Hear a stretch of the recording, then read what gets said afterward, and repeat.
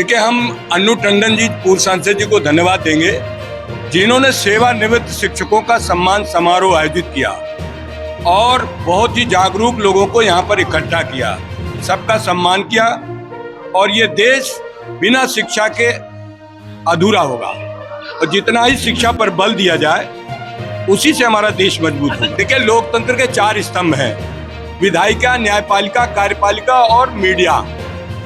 सबको अपने अपने कर्तव्य का बोध होना चाहिए और सबको अपने अपने कर्तव्यों का बोध करते हुए इस देश की सेवा करनी चाहिए।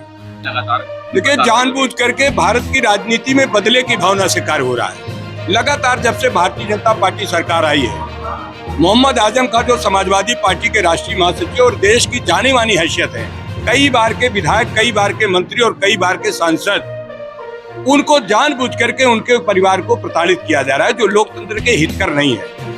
देखिए, हम समाजवादी पार्टी के कार्यकर्ता और उत्तर प्रदेश के निवासी हैं। हम भारत के संविधान पर भरोसा करते हैं, जो भी संविधान सम्मत बात है उसी को हम मानते हैं। घोसी में जीत हुई, खतौली में जीत हुई, मैनपुरी में जीत हुई।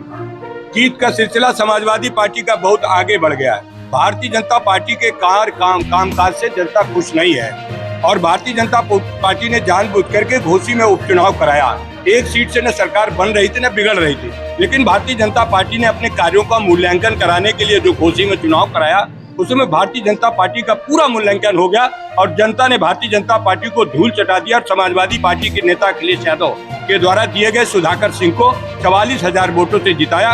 ये श्रेय वहाँ की घोसी की जनता को जाता है। दावा नहीं, हम उत्तर प्रदेश समाजवादी पार्टी भारत की उत्तर प्रदेश में सबसे मजबूत पार्टी है। हमारा पूरे प्रदेश में दावा है, पूरे प्रदेश में प्रयास करेंगे कि समाजवादी प्रत्याशी चुनाव लड़े। नूह की हिंसा को किस तरीके से देखते हैं? देखिए, हिंसा कोई भी हो, कहीं की भी हो हिंसा, और ये देश हिंसा पर विश्वास नहीं करता है और ये देश हिंसा से चल भी नहीं सकता है। सबको आपस में प्रेम से रहना चाहिए, सबको आपस में किसी भी तरीके का मनमुटाव नहीं होना चाहिए।